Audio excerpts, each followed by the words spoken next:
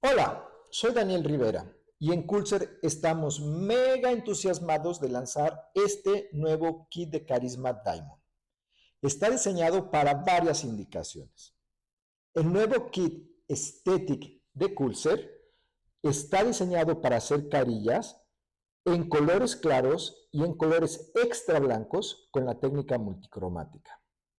Además tiene resinas de diferentes opacidades para que tus carillas queden increíbles. Veamos lo que incluye el kit. Carisma Diamond A1 con 50% de translucidez y siguiendo el colorímetro de Vita. Carisma Diamond BXL, también con 50% de translucidez para carillas extra blancas.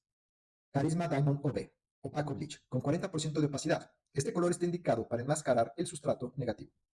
Carisma Diamond One, nuestra resina con tecnología de color adaptativo. Está diseñada para restaurar cavidades clase 1 y 2 en posteriores, independientemente del color del diente. Y también lo puedes usar como efecto de esmalte translúcido en el borde incisal de tus carillas.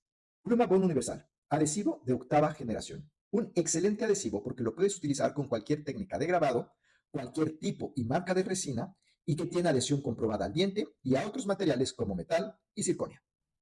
El Aesthetic Kit de Culser está diseñado para múltiples indicaciones, como son amalogénesis imperfecta, fluorosis, pigmentación por tetraciclinas, obscurecimiento de dientes traumatizados, envejecimiento fisiológico, incremento de la longitud del diente, transformación de un diente de forma dental atípica, como por ejemplo microdoncia, dientes primarios, transformación de dientes, por ejemplo, de un canino a lateral, abrasión, atrición, erosión, dientes rotados, modificar la angulación, daños traumáticos, guías de desoclusión, rehabilitación o reparación de cerámicas fracturadas, rehabilitación de cavidades clase 1 y clase 2.